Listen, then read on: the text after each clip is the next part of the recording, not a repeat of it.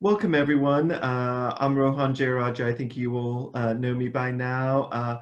It's fantastic to have everyone on today's call. We have a lot of people on the call today, which is great. And today we have a great presentation from Hopkins. Dr. My dear colleague from Dallas, Dr. El Shafat, is going to be presenting on locally advanced pancreatic cancer. And what better institution with the Halstead Library in the background to present that to us from Mo. We've been kind enough to have Ken Chavin moderate this for us. We have some true world experts on this call, so we're really excited to have everyone here. Without further ado, let me hand over to you, Ken, and I'll jump in as needed. Please make sure, everyone, that if you haven't done this already, go to the top 3 little buttons on your Zoom screen and label it with your name and, if possible, the institution that you're at, so Ken can reach out to anyone with regard to questions. That goes great. And then if you would please make sure that you mute your mic.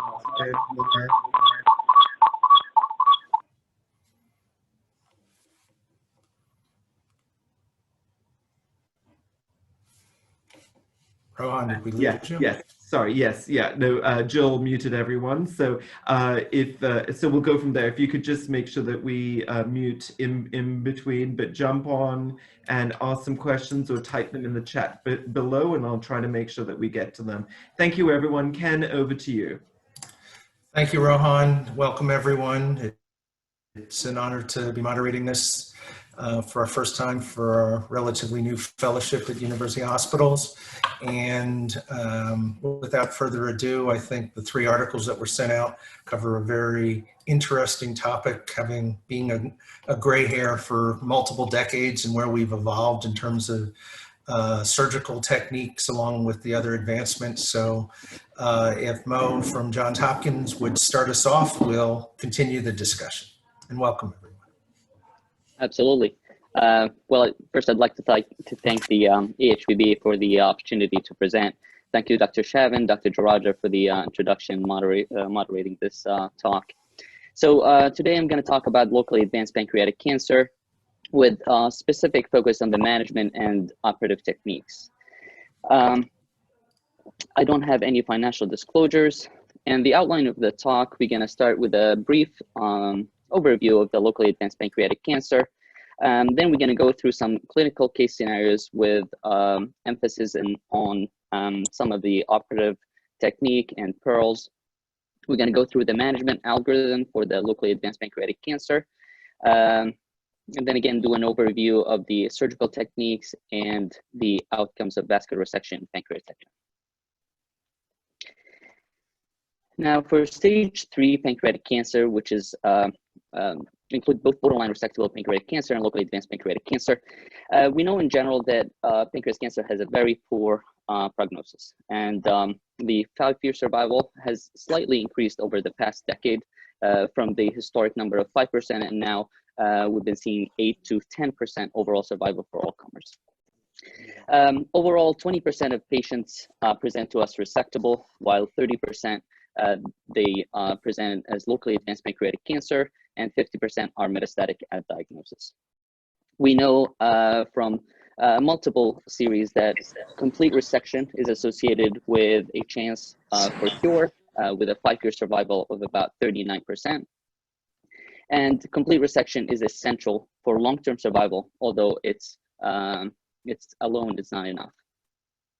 Now, we know that the problem with pancreatic cancer is recurrence, and the majority of recurrence is systemic, as you can see from this study from our institution back in 2017, where more than 75% of recurrence occurs systemically. There's still about 25% of patients who have local recurrence. And that was also demonstrated in autopsy data, which showed 10 to 30% a locally dominant phenotype.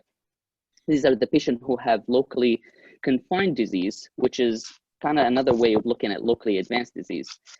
These patients have numbers. Now, for in terms of these cohort of patients of locally advanced, the key is selecting these patients.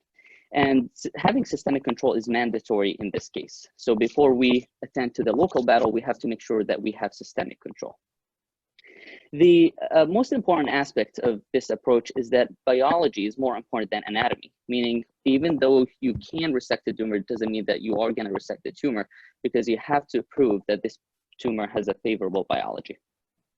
And as we know that imaging has limitations in terms of that after chemoradiation, sometimes what you see on the scan is actually fibrosis or dead tumor, and the CAT scan will not be able to differentiate viable tumor from treated tumor or fibrosis. Now, recently, there's been more interest in complex venous reconstructions and also arterial reconstruction, although it is controversial, but many institutions have shown outcomes that are similar to borderline resectable pancreatic cancer. Now, let's start off with the first case. This was a 65-year-old lady who was otherwise healthy with a family history of pancreatic cancer, who presented to an outside hospital with abdominal pain in January of 2019. The CAT scan at that time showed a mass in the neck body of the pancreas with abutment of the SMV, SMA, and the celiac artery. And taking a look at that scan, scrolling down, you can see there's some liver cysts. You can see the portal vein, there's a hypoattenuating mass in the neck of the pancreas. And as you scroll back, you can see that it's involving the celiac, the common hepatic artery, but the GDA, which scroll back and see the GDA right there is free. It is also obviously abutting the portal vein SMV confluence. Now, this patient had a CA19-9 of 600 at presentation, and then in the US, FNA biopsy proved the diagnosis of pancreatic cancer. Now, just wanted to hand this over to Dr. Chavin and see if you want to survey the audience and see what other institution would think about what the next step should be for this case. I think I'll start with my current fellow, Hassan. What are your thoughts?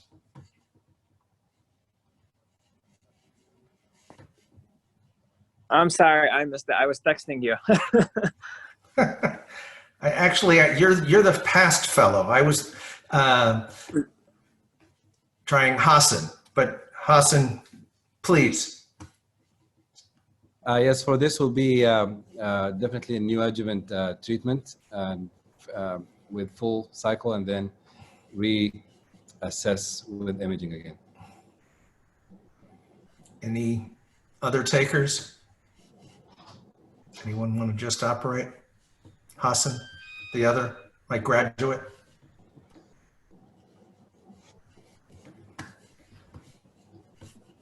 Yeah, I agree with him. You know, neoadjuvant chemotherapy.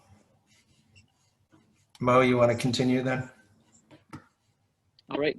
So this patient actually, at that time, she was still at the other institution and underwent destination radiation with long course, 50 gray and 2 gray fractions. And then she was presented at our PMDC. And at that time, we decided on induction chemotherapy with FOLFIRINOX. She had 8 treatments. And then she had a good response in terms of the CA19-9 with it falling from 600 to 150. And this is the scan from July, which was after the FOLFIRINOX treatment. You can see that the tumor is still in the neck body, still with similar involvement, but overall stable disease. And again, you can see how it's involving the celiac common hepatic artery, abutting the SMV, but the GDA was dated and uninvolved. Now, Dr. Chavin, did you want to see if anyone has can you just specify, because Mohammad, because it's related to the risk of the operation, can you specify the common hepatic artery, the takeoff of the GDA, common hepatic artery is involved up there, it looks like? It is approaching the takeoff of the GDA, but the actual GDA itself looks big and it's not narrowed. It looks like it's involved beyond that, but you have better imaging than we do. Okay, just curious. So Mark? I think you're going to talk about this a little bit, Mo, but one question for the audience is choice of therapy. Everyone seems to think that neoadjuvant would be reasonable. It's what I'm hearing from the chat over here is that FOLFIRINOX's systemic management would have been sort of what people would be choosing. I just wanted to bring that up, Ken. Thanks, Rohan. I'm seeing mostly FOLFOX up here. Does anyone else want to chime in? So we've got FOLFIRINOX and Gemabraxane as the second. Does anyone want to comment on if they use Gemabraxane first in the circumstance, or do most people start out with FOLFIRINOX? And Mo, I'm sure you're going to address this, so I don't want to go too much into this before moving on. Okay, no major comments. Sorry, go ahead. No, thank you, Ro. All right. So in this case, when we took the patient to the operating room, as I said, the tumor was involving up to the common hepatic artery, but the GDA was free of tumor. So as you can see, here's the GDA. This is the stump of the hepatic artery with the the common hepatic artery here. And then this is the portal vein with a falciform patch at the area where it was involved by the tumor. This patient, it was hard to see on the scan, but there was a replaced right hepatic artery, which is bonus in this case that we preserved. Here you can see the periadventitial dissection of the SMA, and that's the celiac artery stump. This is a left renal vein, which we often use as a conduit. In this case, we use the patch because as we did a tangential resection and repair, and we did not need to use the left renal vein. Mo, before you go on, yep. In terms of the tangential and the falciform patch, was there any thought for just resection and then packing the liver and bringing it up to bring it together? That is one option. In this case, because probably if we did that, it may not reach, and the defect was not, it was not 360, and it was about less than 180. So we just had to take that piece of the vein, but it is an option. Sometimes it's a problem with the reach, but we could have done that too. Carry on, sir. All right. So the final pathology came back as T4N0 tumor with 0 out of 16 lymph nodes. All the margins were negative, and the tumor was moderately differentiated with partial response to chemotherapy with extensive perineural invasion. The patient was discharged on postoperative day 7 with the JP as she had a chyle leak, and the JP was removed in the clinic. She had 2 more months of FOLFIRINOX for a total of 6 months. And the CT scan from October of this year had no evidence of disease, which is almost 2 years from the initial presentation. The controversy or the questions in the chat room from Michael was raised whether XRT between the systemic and the resection, given the multi-vessel involvement. Greg, would you like to comment on that?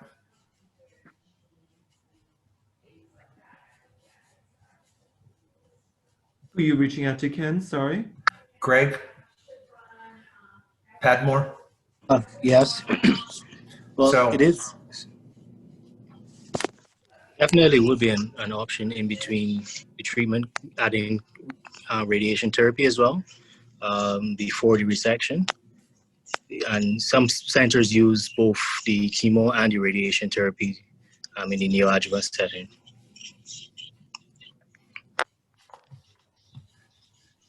and This patient then already had long course radiation before the chemotherapy. Before, okay. Yes.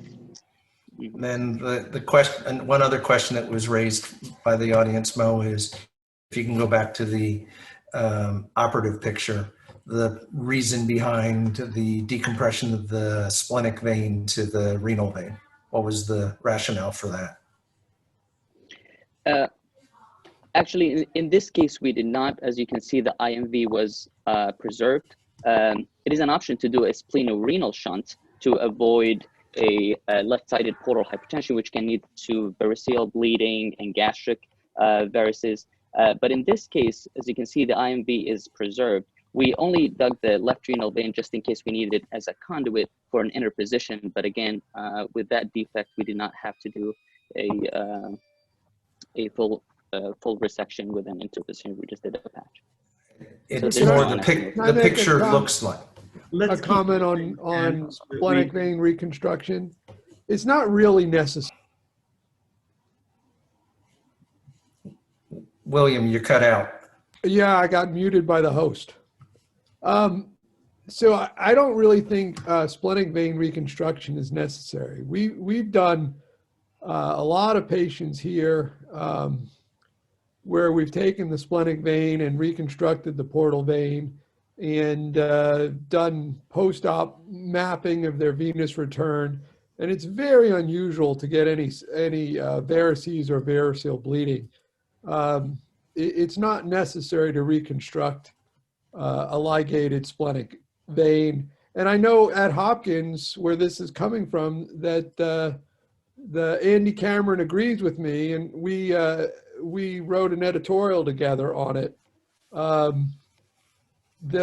Not the senior Andy Cameron, the junior Andy Cameron from the transplant service, who gets called for a lot of these. So I don't think most of us agree with reconstructing that. So we did not reconstruct the splenic vein in here. And this case, as all the cases I presented, were done by Dr. Wolfgang. We usually don't, do it with transplant or vascular most of the time. We just do it with the AHPBA service. So this picture, I know it looks like as if there's an anastomosis, but there isn't. This is the IMV preserved. This is just the stump of the splenic vein. Maybe I'm missing something. This was a distal resection. There's no risk of sinistral hypertension with the distal. I think we're all talking about a Whipple with splenic vein ligation. Right. So in the interest of time, let's keep moving, guys, because we've got a lot to cover. So Ken, can we keep going? Yes, I'll continue. All right. So just going back to the distal pancreasectomy with celiac access resection is also called the modified AHPBA procedure. So I'm going to interrupt you there. It's not a modified AHPBA or an AHPBA. So Dr. AHPBA described 13 celiac resections for locally advanced gastric cancer using the collaterals from the SMA and the GDA. Takanaka described a modification of that where you have to do a hepatic arterial revascularization, also for gastric cancer. So AHPBA and modified AHPBA are specifically gastric cancer operations. And that's important when you're talking about using celiac resection in pancreas cancer, because in gastric cancer, you're taking the stomach. In these pancreas cancers, you may or may not have to preserve the stomach. So it's a very specific thing. So people keep saying modified AHPBA, that's not a term, it's a celiac resection. Just so historically we understand what we're talking about. So in the interest of time, let's keep moving on and let the presenter present. Mo, please. Thank you, Dr. Trudy and Dr. Juraja. So just a reminder for everybody, when we take out the celiac trunk, you rely on the pancreatic to duodenal arcade with the inferior pancreatic to duodenal artery, supplying blood in a retrograde fashion to the proper hepatic artery through the GDA. And one thing to think about whenever the distal pancreatectomy with celiac access resection is done is the gastric blood supply, as you have to preserve the right gastric artery and right gastric epibloic. But sometimes if you're not cognitive, this, for example, taking out the right gastric epibloic vein can lead to venous congestion. And then another issue with the modified AHPBA or the distal pancreatectomy celiac access resection is that hepatic artery reconstruction is sometimes done routinely. Some people call it the supercharged procedure, and that especially if during the procedure you're worried about the flow in the GDA. So another option is to reconstruct the hepatic artery. Other institutions use the hepatic artery stump pressure or do preoperative embolization of either the common hepatic artery or the left gastric artery pre-op to avoid any post-op ischemia. And then another topic is the J-tube placement, because these patients usually struggle with failure to thrive, delayed gastric emptying. So oftentimes we place a J-tube in the index procedure just to avoid any malnutrition post-op. And the mortality of this procedure in low volume centers is about 10 to 20%. However, in high volume center, the mortality is much lower with the series, the multi-institutional series that I'll talk about later, had a mortality of about 5.5%. Now I want to move on to another case. This is a 55-year-old gentleman who's otherwise healthy, presented to an outside hospital with early satiety and weight loss back in May of 2019. The CT scan at that time showed a mass in the neck body of the pancreas with encasement of the celiac artery, common hepatic artery, and the portal vein SMB. The CA19-9 at that time was 290, and the EUS biopsy confirmed the diagnosis of pancreas cancer, which was mildly differentiated. This is the scan from the outside hospital. As you scroll down, similar to the previous case in terms of the location in the neck of the pancreas, but here there was more involvement of the celiac axis and the common hepatic artery up to the GDA and proper hepatic artery. You see that if you track down the GDA, and there it is involved in, it is also abutting the SMB portal vein confluence. Now, so wanted to also survey the audience. Dr. Ethune, your thoughts?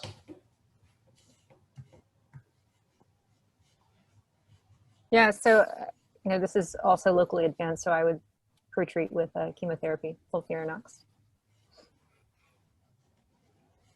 Any other, anyone else wants to comment?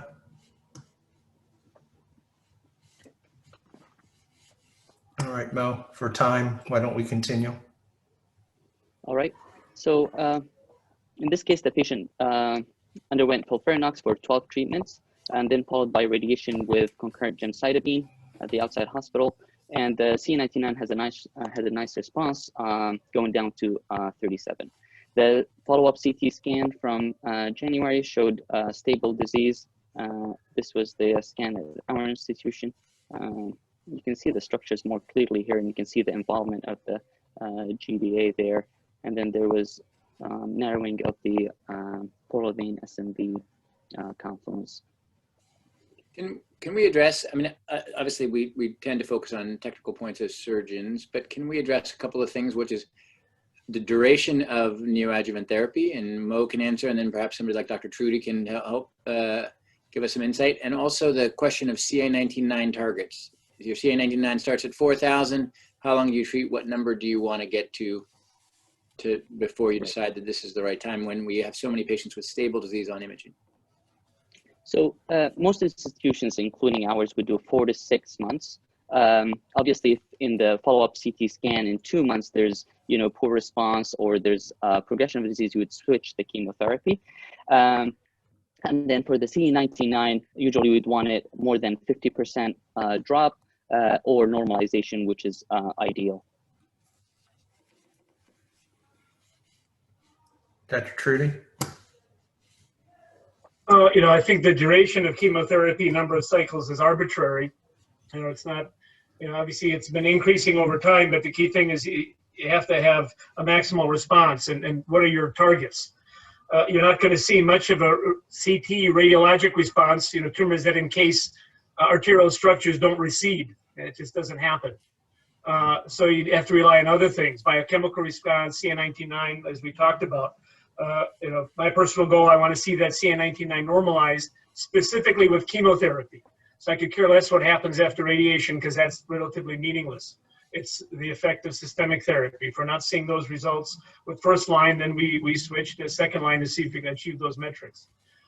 One thing we use, in addition to all this, we use a lot of PET here, because at least in our experience, it's the best way to judge a response. And we try to take them to a complete metabolic response with either first line or second line chemotherapy.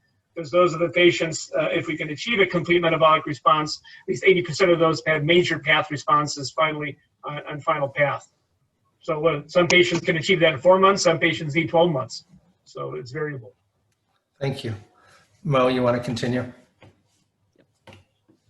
All right, so just to visualize the extent of the tumor in this case, so in this case, the tumor was sitting at the celiac axis, extending to the GDA and the proper hepatic artery. And then just a reminder for everyone that whenever the tumor is it's considered borderline resectable whenever there's more than there's involvement of the hepatic artery that is amenable to reconstruction. This is considered borderline resectable, while less than 180 involvement of the SMA or celiac artery, this is also borderline resectable. While if there's more than 180 involvement of the SMA or the celiac artery, then by the definition, this is locally advanced. Now, in this case, we took the patient to the OR. We did a Whipple procedure with celiac axis resection and reconstruction using a reversed greater saphenous vein graft that's from the celiac stump to the proper hepatic artery. We reimplanted the splenic artery and the splenic vein, and then did an SMA divestment. And this is the portal vein SMV with only a primary pair of the SMV where the area of the abutment.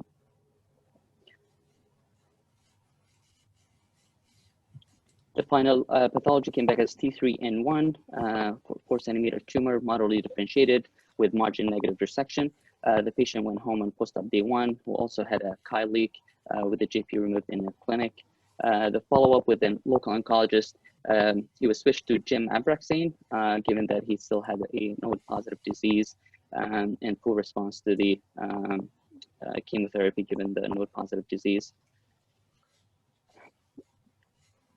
Now, a few comments about the arterial resection and reconstruction. Again, all these cases I presented were done in Dr. Wolfgang's OR.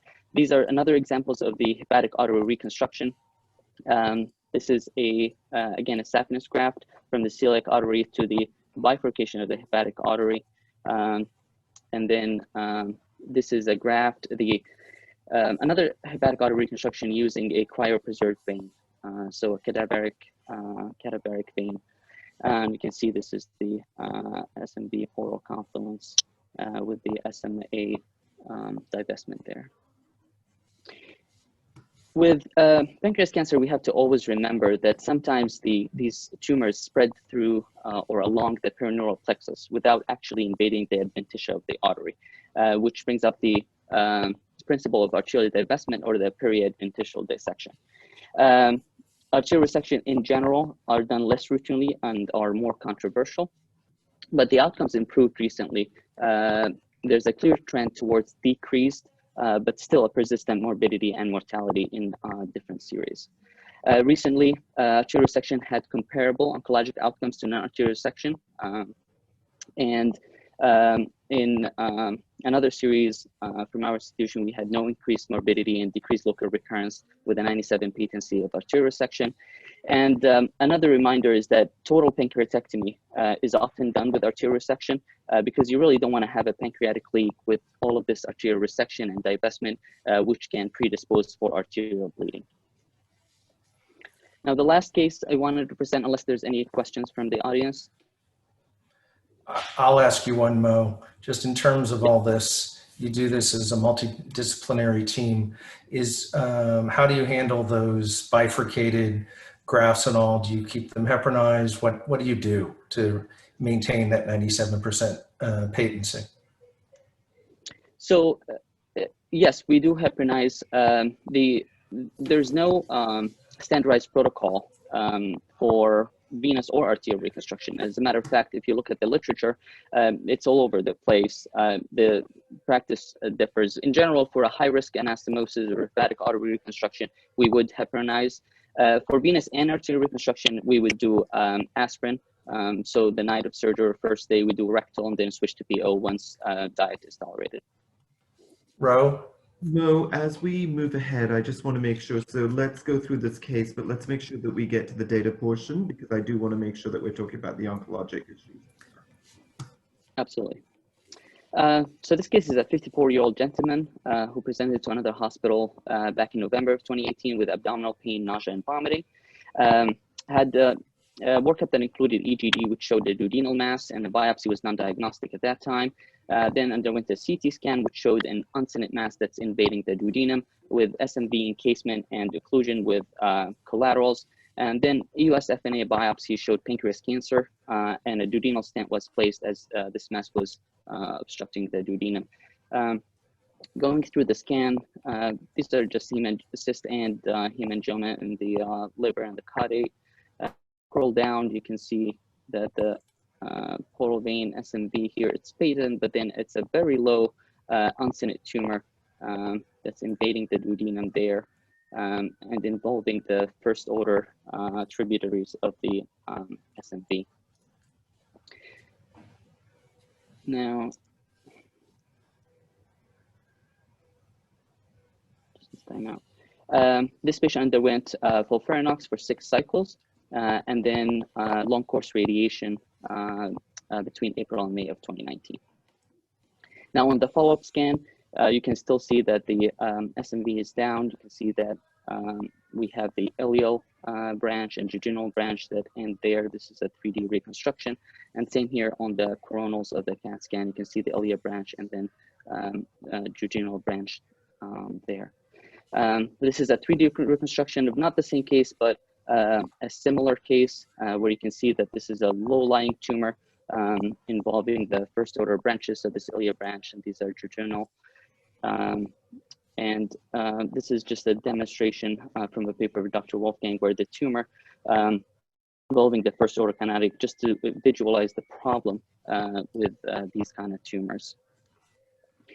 Now, again, I'm gonna skip through this part, as I think you all know that borderline means that the SMV is involved but reconstructible, while locally advanced it means unreconstructible SMV. These are just visualization of different 3D reconstruction of the vein. So I think I'll proceed with the operative picture for this. In this case, we did a Whipple procedure with SMV reconstruction using a cryopreserved vein. We had to use cryopreserved just because of the length of the reconstruction. We started off with the jejunal branch to the portal vein using the cadaveric vein, but then the bowel and the ileal distribution was congested. So we did another mesocaval shunt using the same graft. This is just another view of a similar graft. The patient had a T2N1 tumor that's moderately differentiated with a partial response to chemotherapy with a margin negative resection, had a DGE post-op and was discharged on post-op day 13, and there was no evidence of disease on the most recent imaging. Now, a brief technical points about the venous resection and the reconstruction. There are different kind of venous resection reconstruction. This is a paper from our institution by Amar Javed and Dr. Wolfgang. There are different kinds from the basic resection reconstruction, which most of us are familiar with. Then whenever there's, with the splenic vein, you can reimplant it or not reimplant it, into that another topic. But just wanted to show that how important is the preoperative imaging. So whenever you have a case like this, it's really important to plan, first of all, your plan of action and then the kind of conduit you will use. And having a 3D reconstruction or cinematic rendering CAT scan is really helpful on this instance. For example, in this case, for a tumor like this, you would do a mesoportal graft, and you can take either the jejunal or the ileal branch, and you don't have to reconstruct both as long as you have one good patent graft. Usually the patients do well. Usually in the OR, you just have to use the biggest collateral or the biggest vein branch that you see and reconstruct. Now, there are other technical aspects that I'll talk about, but first for the conduit choice. The left renal vein is a very appealing choice, and we often use this vein, but again, we adapt to whatever the type of reconstruction we're doing. The renal vein is easy access. It's right there in the same field. The size matches great, and the only problem is that it's a short piece of vein. And this is another example of an interposition graft using the left renal vein. The internal jugular vein is long. It has a good size match. It is easy to harvest, but it requires a separate sterile field and a separate incision. You can use another kind of vein, autologous vein, including the greater saphenous vein. The problem is that it's small in size. And the other thing is the cryopreserved cadaveric vein allograft. It's not always available, and there are variable sizes that you can choose from. Synthetic grafts like PTFE are possible choices, but we usually avoid them as they have a high thrombosis rate. And the last thing is the patching using either falciform ligament, the parietal peritoneum, or a bovine pericardial patch, which you can actually tubularize it over like a red rubber or a small chest tube and staple it and use it as an interposition graft also if needed. This is another case I did with Dr. Wolfgang. Now, in terms of patency of these grafts, it depends on the technique, the conduit choice, the use of anticoagulation, whether the patient had chemoradiation or not. Overall thrombosis can be between 10 to 30%. It depends on the technique as well, as the primary and transverse venorrhaphy has superior patency. Aspirin is commonly used, but it has no proven benefit, as this is a paper from the Stanford group. And acute thrombosis is associated with increased perioperative mortality and decreased overall survival. So it's really important to do a meticulous anastomosis with the perfect size match to avoid this complication. And also, we've shown that long operative time and the use of prosthetic grafts are risk factors for portal vein thrombosis. Now, the last thing is that there are other techniques that one can use in the operating room. For example, collateral preservation.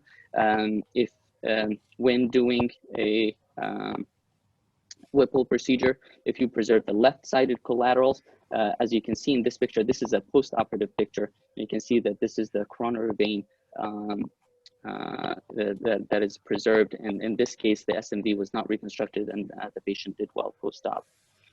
The artery first approach is usually a technique that can be done in these cases because you want to have these tumors hanging by the vein. So you would do artery first approach usually from the left side of the SMV. Sometimes the splenic vein will be in the way, so you can take it down and then either reconstruct it or not. But doing the artery first approach just leave you with as little time of liver ischemia as possible. The other thing is the mesocaval and the mesoportal shunting. This is usually helpful when you have multiple vessel involvement, when you have a long clamp time, or you have portal vein cavernous transformation, or you have an elderly patient who's very tenuous, so you don't want to clamp the portal vein for too long. In this case, you would do upfront mesocaval shunt so that the bowel does not get congested. You also avoid hemodynamic instability and minimize any liver ischemia. Now, Dr. Wolfgang always taught us here that whenever you think about this tumor, it's not what can we resect. It's not just about the anatomy. It's always about the biology. So you have to always think about these of what should we resect. And this brings us to the topic of the management algorithm. In the NCCN guidelines for locally advanced pancreatic cancer, need to do germline testing. You need to enroll these patients in clinical trials. You have to do the microsatellite instability testing, see if you have any targeted therapy. And then for a patient who has good performance status, as the case in many of these cases that I presented, we recommend induction chemotherapy. And again, it's called induction in this case, not neoadjuvant, because these patients are unresectable or locally advanced. And then radiation, either long course or SBRT. We do SBRT frequently in our institution, as it's more convenient to the patient with similar retrospective data showing similar outcomes to the long course. Now, after the radiation per the NCCN guidelines, these patients should be explored if there's more than 50% decrease of the CA19-9 and they have good performance status, they're doing better clinically, they're thriving. And then you should always talk to the patient that we don't know what's the outcome for locally advanced pancreatic cancer. I mean, we do have a lot of retrospective data that being aggressive in this scenario, as long as you select patients properly, that you could have a chance for long-term survival. Now, in our institution, we, like you saw in these cases, we start with a CT and a CA19-9. These CTs are pancreas protocol CT scans. They have good quality. That's why we don't do a lot of diagnostic laparoscopy. We present all of these patients the PMDC and then decide on chemotherapy. We do restaging every 2 months. And again, if there's any progression, we would switch the chemotherapy. And after 4 to 6 months of treatment, we consider radiation, especially if there's arterial involvement, and then proceed to the operating room. And again, the diagnostic laparoscopy is a plus minus depending on our suspicion for occult metastatic disease. It's really important to enroll this patient in clinical trials. You need to demonstrate a good biology with CA19-9 trending down, and to show stable disease or partial response on imaging. With imaging, sometimes, as you saw in all of these cases, it lags behind. So sometimes you don't see a good response on imaging, but that doesn't mean that when you explore the patient that they won't have an R0 resection. And again, these are big operators. You gotta have a fit patient with good performance status. The last thing I wanted to talk about is the outcomes. So, as you know, the arterial resection is a controversial topic. Back in the 1970s with Forner, a paper that showed that arterial resection had poor outcomes, and it was abandoned for decades. Recently, there's been more interest in the arterial resection, although there's a meta-analysis that's frequently cited about how arterial resection had higher mortality and very poor oncologic outcome with 0 5-year survival.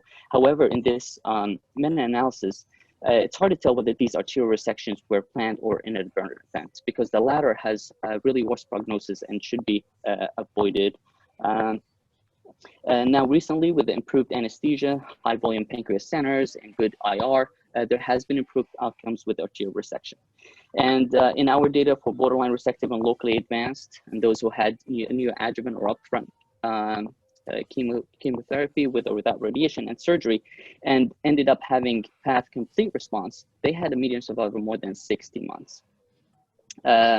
In other institutions, we also showed that even arterial resection results in improved survival compared to just palliative surgery or chemotherapy alone, with a chance for 5-year survival of about 23%. Now, in our data of the locally advanced pancreatic cancer, in PMDC, we get to see a lot of locally advanced patient. In this paper by Dr. Heen, Wolfgang, and George, we looked at our outcomes for the locally advanced pancreatic cancer. These 460 patients had anywhere between LAPC 1 and 3, and this is just a grading of how advanced or how much the arterial involvement is. And as you can see here, the resection rate for the locally advanced group was 49% for the LAPC1, while the LAPC3, when there is multiple vessel involvement with complete encasement, these people usually have a low resection rate. In terms of outcomes, even for the locally advanced group, the median survival was 30 months compared to the non-resected group. And when we looked at just the distal pancreatectomy with celiac access resection outcome, we had 44 cases in the past 10 years. Most of them got induction chemotherapy, with arterial reconstruction about 17%. Our R0 resection was about 87%, with complications in about half of them. With interestingly, one of the most common complications was chyle leak, although it's sometimes not mentioned in other publications, but we tend to check triglycerides whenever we see that the drain changed in color with feeding. The median recurrence-free survival was 9 months for this group, and local recurrence was in 35%, with an overall survival of 25 months. The 90-day mortality for this cohort of the distal pancreatectomy with celiac access resection was 1.9%. If you look at data from other institutions, this is a multi-institutional study that included 190 patient who had a DP CAR from Pittsburgh, Hopkins, Japan, and the European AHPBA. And the 90-day mortality was 5%, as I said, in the high volume center, while it was 18% at the low volume center, with an R0 resection rate of 60%. and a median survival of 19 months. So again, when you select patients, there are some patients who would benefit from this, but we need to get better at finding out which patient would benefit from this. Now, this is the Mayo Clinic series, had about 111 patients with arterial resection that included hepatic artery, celiac, SMA, and multiple arteries. About half of them had reconstruction, and 77% of this was planned. The major morbidity was 54%, and the overall mortality was 13%. However, the mortality decreased significantly since 2010, with it dropping from 29% down to 9%. Hemorrhage after arterial resection is obviously a big problem. It was the driver of morbidity and mortality in that series. The median survival was 28 months. And also notice that those who had neoadjuvant chemotherapy had significant improvement in survival, as you can see in this graph. So the take-home message is that biology, and biology, that's the most important thing in this cohort patient, and then comes the selection. Resectability is not just anatomic. You have always to think about the biology and the condition of the patient. These patients must demonstrate favorable biology in response to induction chemotherapy with or without radiation. And then care for selection is key. You have to make sure that to select those who have low perioperative morbidity and long-term survival. Vascular resection obviously adds morbidity and mortality to an operation that's already complex and morbid. And we need more randomized controlled trial to further select those who would benefit from this aggressive surgery and the choice of the optimal perioperative chemoradiotherapy. Thank you very much. Thank you. Dr. Zhang, did you want to ask your question to everyone?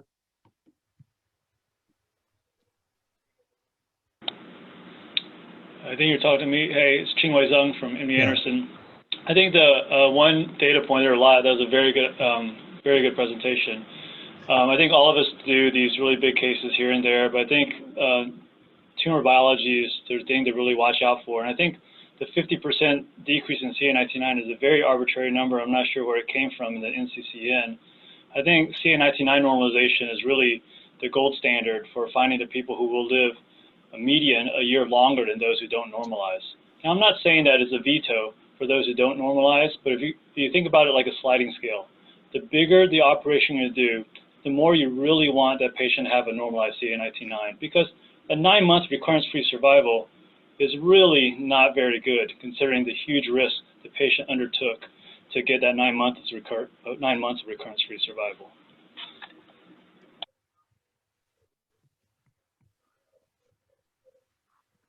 Dr. Visser, did you want to comment any further?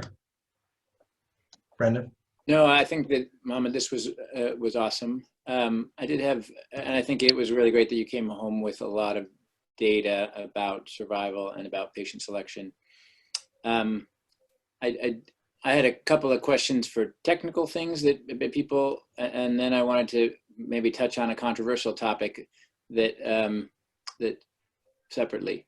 So one technical question is, I have not had good luck with cryopreserved vein for venous reconstruction for longer term patency. I've had them sort of shrink wrap down over time, which the patients will adapt to, obviously, because it's a slow thrombosis, but they don't seem to stay patent in my hands. And I was wondering if other people have had, so I use the IJ whenever possible, unless they've had instrumentation, it's not.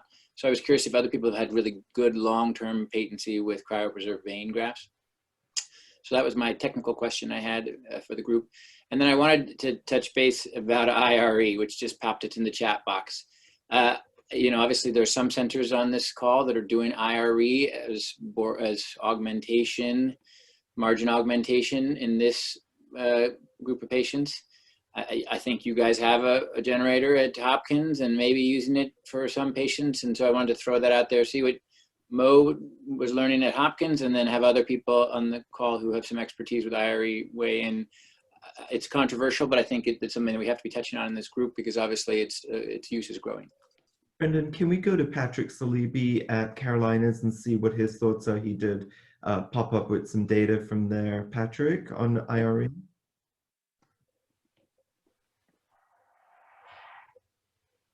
Hopkins? Carolinas, are you on? Okay, I guess not. Sorry, go ahead, Mo. Yeah, so for the IRE, outside with the IRE first, we did quite a few IRE cases between probably 2013 and 2015.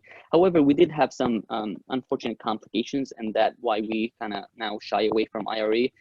You're right, Dr. Visser, we do have the IRE machine, but I don't think it has been used for the past few years. Now, in terms of the cryopreserved, you're right. We saw like, a few thromboses of these, but like you said, usually these things happen like slowly, and as long as it's been for the first few days, these patients usually do well. Right now, we do most commonly autologous veins in terms of either left renal or greater saphenous vein, more than cryopreserved vein.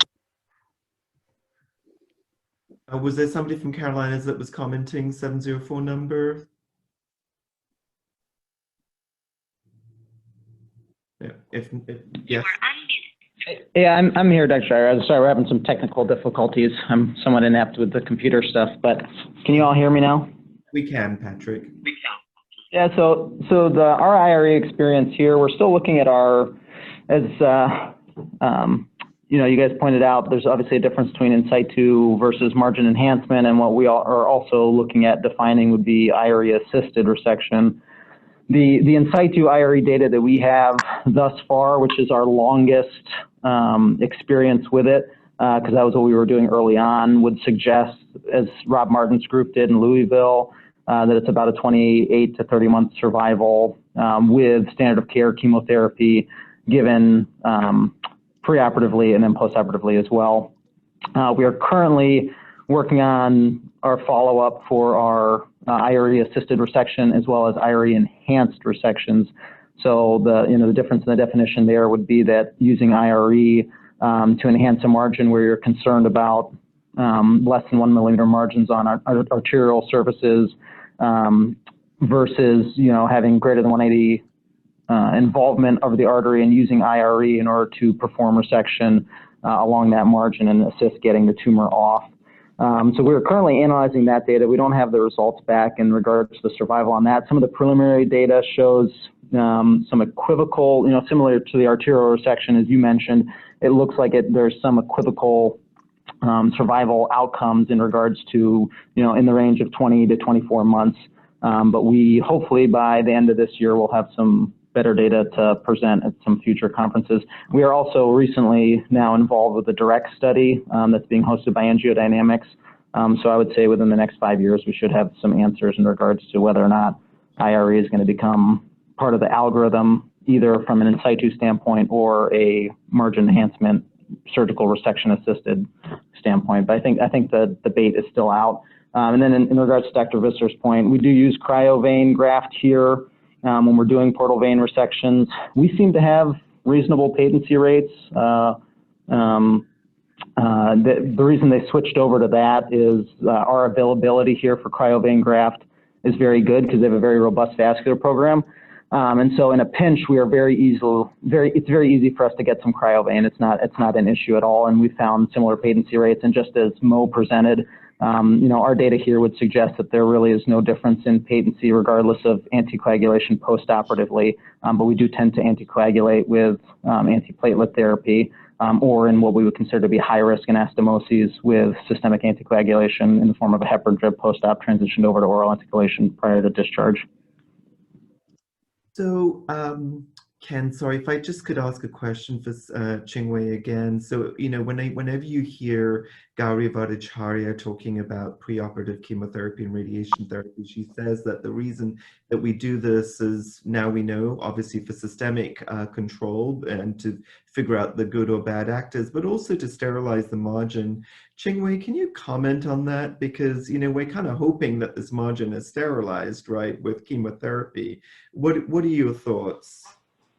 Yeah, I think, we tend to think with retrospective data that chemoradiation helps with margin accentuation, helps us more likely get an R0 margin. But as we'll all find out very shortly at GI ASCO, from the Alliance borderline trial, the R0 rate was not better in the SBRT arm, right? So there are two arms with FOLFIRINOX alone, and the other was FOLFIRINOX plus SBRT. The R0 resection rate was the same in the FOLFIRINOX only arm. So, and that's the only prospective trial in the United States on borderline resectable cancer. So this thought that radiation helps has not been prospectively proven. Now, that's only one trial, of course, and a lot of us still use radiation, admittedly. But I think a lot of us are using it less often, knowing that radiation isn't necessarily better. And ultimately, this is a systemic cancer, and you want better control systemically. On that topic, just to throw that in, there's no proof also that FOLFIRINOX is better than gemabraxane. So a lot of people assume because FOLFIRINOX is tougher that it's better. But in the SWOG 1505 trial, you see that the response rates are not better in the FOLFIRINOX arm. And I think a lot of people in the past looked at the 2010 trial for metastatic patients and assumed that there was a better response. But you can't compare randomized trial to randomized trial because it's two different cohorts of patients, right? And so just because the FOLFIRINOX response rate was better in that trial, it doesn't mean that when you compare FOLFIRINOX to gemabraxane head-to-head, that FOLFIRINOX is better. So we should not assume that you should put everybody on FOLFIRINOX alone. Flavio, Roca, could you comment also, please?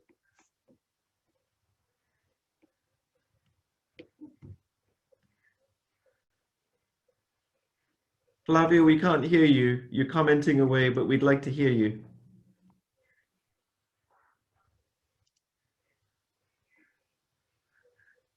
Can you hear me now? Yes. No? Yes? Yes, yes, yes. No?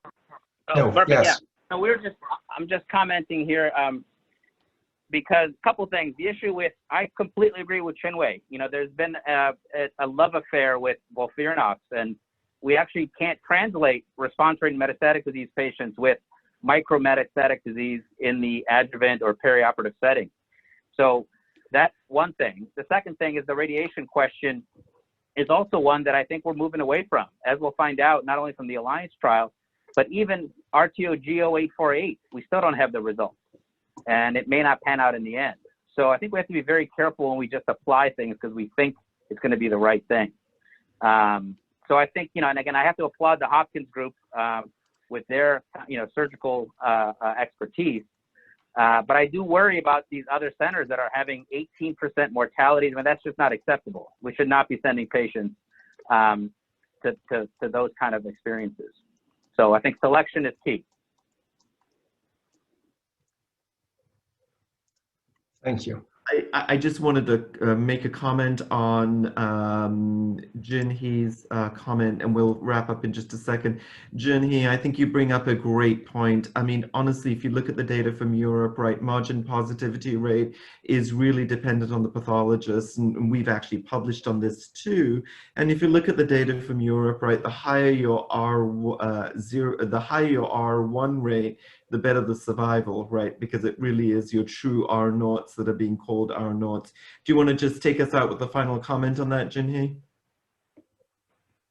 Yeah, you know, I agree with everyone was just talking about how do we select the patient and respect the biology is the key to take care of those patients. And, you know, Chinwei's comment on the Alliance trial, you know, it is spot on, but also the margin status, you know, from the Alliance trial study, you know, think about how you do this borderline cases at low volume center. It will be hard to achieve the difference in terms of resection margin. But in the end, you know, I think we just want those patients to have, you know, long-term survival benefit. We really don't care, you know, margin, positive versus negative. So how do we design the trial better to be applied to many, you know, cancer center, you know, should be one of the focus in the future, you know, clinical study. So with that, Ken, I want to thank you for moderating, and Mo, great presentation, tough topic. And thank you everyone for joining. And our next presenter will be in January, right? Jill, who's presenting next and who's moderating? Jill, if you don't mind letting me know while Jill